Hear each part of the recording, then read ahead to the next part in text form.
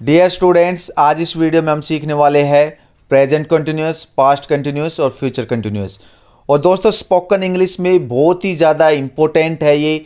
इनका हम अपने एवरीडे लाइफ में यूज करते हैं, तो वीडियो को एंड तक ज़रूर देखिए। और दोस्तों, वीडियो के एंड में आपको प्रैक्टिस शीट मिलेगी, जिससे आप प्रैक्टिस कर सकते हैं और अपने आप को एसेस कर सकते हैं कि आपको वीडियो समझ में आई या नहीं आई। अगर आपको कुछ भी चीज़ समझ में नहीं आती है तो आप कमेंट बॉक्स में कमेंट कर सकते हैं, मैं आपकी हेल्प करूंगा। तो चलिए स्टार्ट करते हैं। मैं आपको ओवरव्यू दे देता हूं। सबसे पहले है प्रेजेंट कंटिन्यूअस। इसका जो स्ट्रक्चर होता है वो होता है सबसे पहले सब्जेक्ट, फिर ईजेएमआर, फिर वर्ब की first form plus ING plus object. और दोस्तों, पास्ट कंटिन्यूअस में हम सिर्फ जो ईजेएमआर है उसको चेंज करते हैं, उसकी जगह पर हम करते हैं वॉज वर। और फ्यूचर कंटिन्यूअस में हम करते हैं विल बी। तो जैसे मैं आपको एक सेंटेंस देता हूँ कि प्रेजेंट कंटिन्यूअस का, कि फ़िलहाल मैं पढ़ा रहा हूँ, तो मैं कह सकता हूँ मैं पढ़ा रहा हूँ।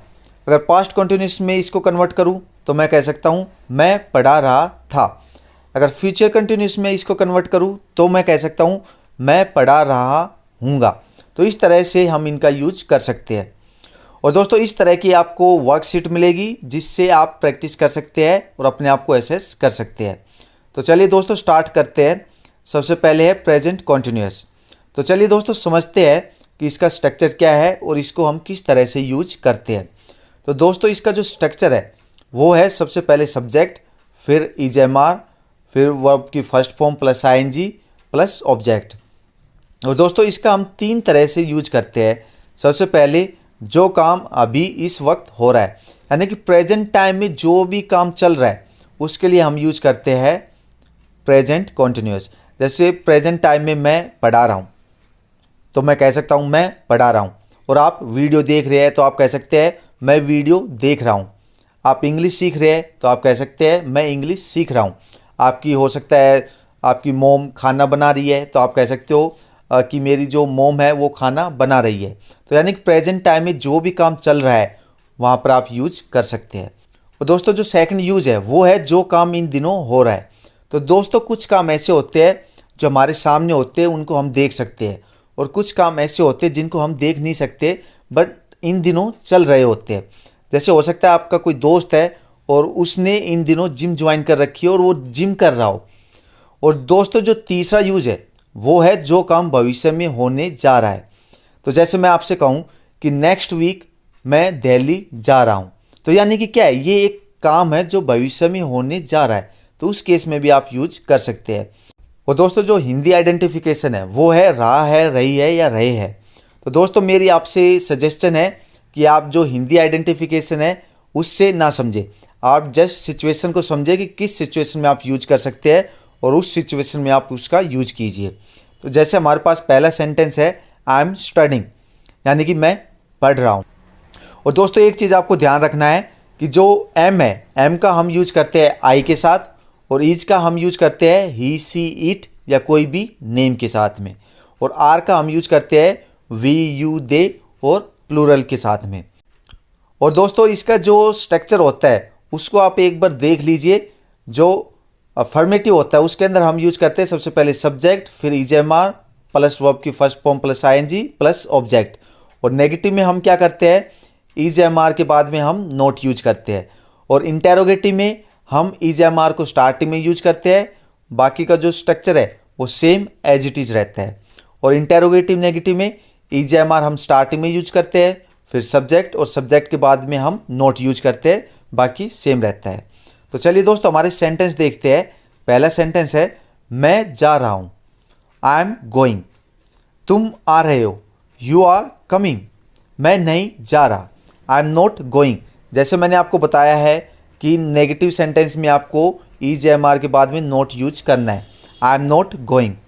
तुम नहीं आ रहे हो, यू आर नॉट कमिंग। वह खेल रही है, शी इज प्लेइंग। आप घर जा रहे हैं, यू आर गोइंग होम। मैं पढ़ रहा हूँ, I am studying. Way dinner कर रहे हैं, दे आर हैविंग, या आप कह सकते हो टेकिंग, ईटिंग डिनर।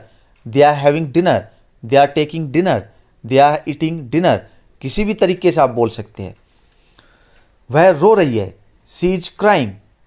ये लड़के स्कूल नहीं जा रहे, these boys are not going to school. These boys are not going to school. अब वह डांस नहीं कर रही। Now she is not dancing. सुनार अंगूठी नहीं बना रहा। The goldsmith is not making a ring. The goldsmith is not making a ring. और दोस्तों नेक्स्ट सेंटेंस है, क्या हम आज स्कूल नहीं जा रहे।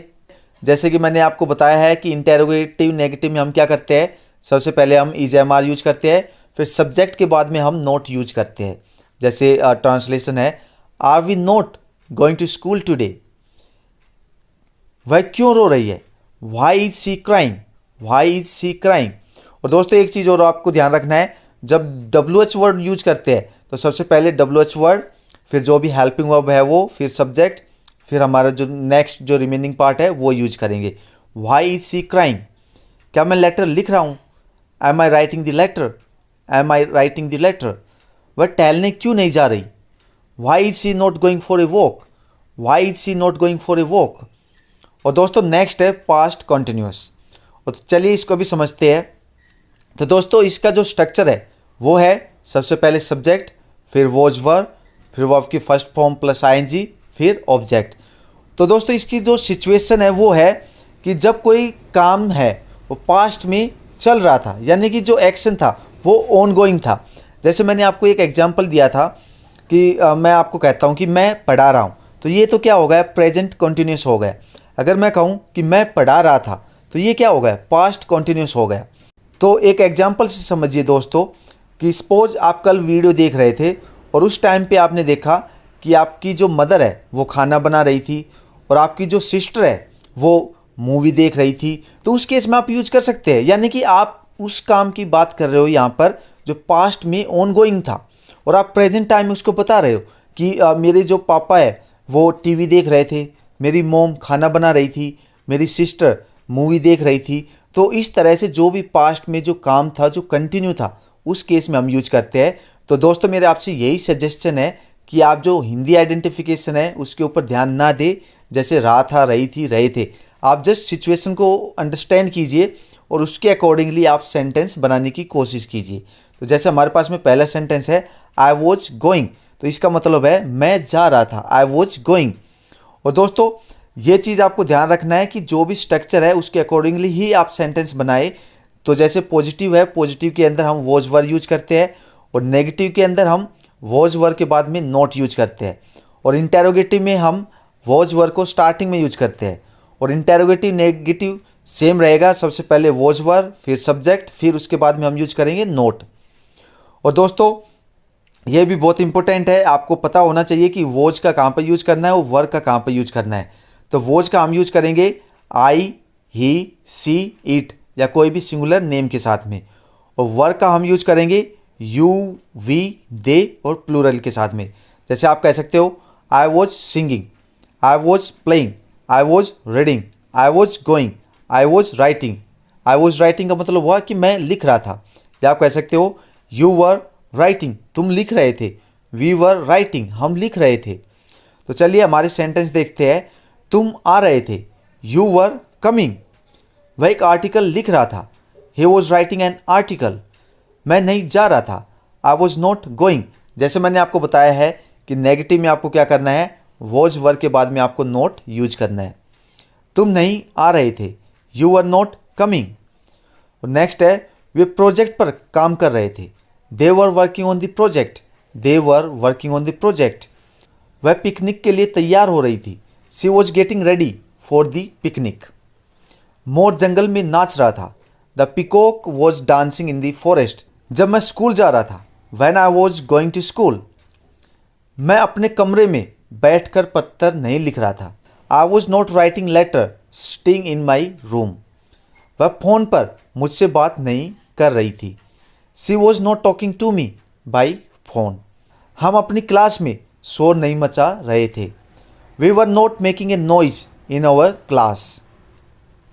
लड़कियां स्कूल नहीं जा रही थी, the girls were not going to school, the girls were not going to school. और दोस्तों नेक्स्ट है इंटेरोगेटिव सेंटेंसेस। क्या वह उनके साथ पार्टी में जा रही थी। तो इंटेरोगेटिव में जैसे मैंने आपको बताया है दोस्तों, उसमें आपको क्या करना है, वॉज वर्ब को आपको स्टार्टिंग में यूज करना है। Was she accompanying them to the party, was she accompanying them to the party? क्या आसमान में सितारे चमक रहे थे? Were the stars shining in the sky? क्या चपरासी घंटी बजा रहा था? Was the peon ringing the bell? क्या मास्टर जी विद्यार्थियों को धमका रहे थे? Was the teacher scolding the students? Was the teacher scolding the students? और दोस्तों नेक्स्ट सेंटेंस है, तुम हमारे घर क्यों नहीं आ रहे थे? Why were you not coming to our home? वह मुझसे बात क्यों नहीं कर रहा था? Why was he not talking to me? School कौन नहीं जा रहा था? Who was not going to school? खाना कौन नहीं खा रहा था? Who was not eating the food? Who was not eating the food? और दोस्तों नेक्स्ट है फ्यूचर कंटिन्यूस। तो चलिए दोस्तों देखते हैं कि हम किस तरह से फ्यूचर कंटिन्यूस का यूज कर सकते हैं। तो देखते हैं इसकी क्या सिचुएशन है। और दोस्तों एक चीज़ आपको ध्यान रखना है, इसका जो स्ट्रक्चर है वो सेम रहेगा, सिर्फ हम विल बी चेंज करेंगे। और इसकी जो सिचुएशन है वो है continuity in future, action ongoing, यानी कि जो फ्यूचर के अंदर काम चल रहा होगा उस केस में हम यूज करते हैं। जैसे आप सिचुएशन समझिए, जैसे आपने आपके दोस्त को कॉल किया और आपने उससे कहा कि कल 7 बजे मुझसे मिलो। आपने उससे कहा कि कल 7 बजे मुझसे मिलो। तो आपके दोस्त ने आपसे कहा कि कल 7 बजे तो मैं पढ़ रहा हूँगा। तो यानी कि जो सिचुएशन है वो क्या होगी कि वो उस टाइम पे पढ़ रहा होगा, यानी कि जो एक्शन ऑनगोइंग है वो पढ़ रहा होगा। पढ़ने का जो काम है वो ऑनगोइंग होगा इन फ्यूचर, तो उस केस में हम यूज करते हैं। और जो हिंदी आइडेंटिफिकेशन है वो होता है रहा होगा, रही होगी या रहे होंगे। जैसे पहला सेंटेंस है he will be going to school, वह स्कूल जा रहा होगा, यानी कि फ्यूचर में जो एक्शन है वो क्या होगा, वो स्कूल जा रहा होगा। आप उसको किस अवस्था में पाएंगे कि वो स्कूल जा रहा होगा, उस अवस्था में आप उसको पाओगे जब आप उससे मिलोगे। तो दोस्तों ये आपको ध्यान रखना है, फ्यूचर कंटिन्यूस का हम यूज करते हैं जब कोई काम फ्यूचर में चल रहा होगा, प्रोग्रेस में होगा। जैसे मैं कह सकता हूँ मैं खेल रहा हूँगा, मैं पढ़ा रहा हूँगा।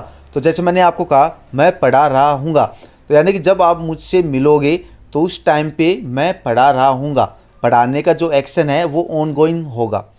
तो उस केस में आप यूज कर सकते हैं। तो चलिए समझते हैं कि किस तरह से हम इसका यूज और कर सकते हैं। तो पहला सेंटेंस है रेल आ रही होगी, ट्रेन विल बी कमिंग, वह सो रही होगी, शी विल बी स्लीपिंग, वह बाजार में सब्जी बेच रहा होगा, ही will be selling vegetables in the market, माता जी खाना नहीं बना रही होगी, the mother will not be cooking the food. और दोस्तों नेगेटिव में आपको क्या ध्यान रखना है कि विल के बाद में आपको नॉट यूज करना है, फिर हम यूज करेंगे be, the mother will not be cooking the food. लड़के स्कूल में फुटबॉल खेल रहे होंगे, the boys will be playing football in the school, वे मैदान में क्रिकेट नहीं खेल रहे होंगे, they will not be playing the cricket in the ground. माली पौधों में पानी नहीं दे रहा होगा, the gardener will not be watering in the plants, the gardener will not be watering in the plants. क्या लड़के स्विमिंग पूल में स्नान कर रहे होंगे? और दोस्तों सेम रहेगा, इसके अंदर आपको जो विल है वो स्टार्टिंग में यूज करना है और जो बी है वो उसको आपको सब्जेक्ट के बाद में यूज करना है। Will the boys be bathing in the swimming pool, क्या बंदर पेड़ से कूद रहा होगा?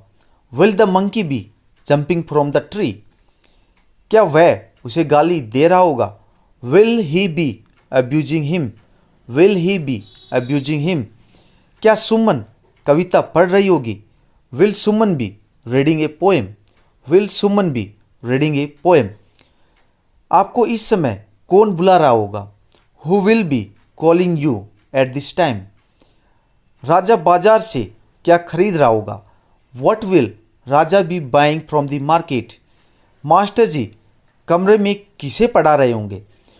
Home will the teacher be teaching in the room, whom will the teacher be teaching in the room. तुम्हारा भाई वहाँ क्या कर रहा होगा? What will your brother be doing there. और दोस्तों ये सब वो सेंटेंसेज है जिसके अंदर हमने WH वर्ड्स यूज किए हैं। अगर आप सेंटेंस में WH वर्ड्स यूज करते हैं तो सबसे पहले WH वर्ड, फिर विल, फिर सब्जेक्ट, फिर उसके बाद में आपको यूज करना है बी। तो ये आपको ध्यान रखना है। तो दोस्तों ये हमारी वीडियो थी प्रेजेंट कंटिन्यूअस, पास्ट कंटिन्यूअस और फ्यूचर कंटिन्यूअस के ऊपर। और दोस्तों अगर आपको वीडियो समझ में आई और आपको वीडियो अच्छी लगी तो आप इन सेंटेंसेस को इंग्लिश में ट्रांसलेट कीजिए और ट्रांसलेट करने के बाद आप चेक कीजिए कि आपके कितने आंसर सही है और कौन सा जो पार्ट है, कौन सी चीज़ आपको समझने की ज़रूरत है। और दोस्तों अगर आपको कोई भी डाउट है, क्वेरी है, तो आप कमेंट बॉक्स में कमेंट कर सकते हैं। मैं आपकी हर कमेंट का रिप्लाई करूंगा। तो दोस्तों that's for today. Thank you very much. See you in the next video. Please like, share and subscribe to my YouTube channel English with Rajesh. Thank you very much.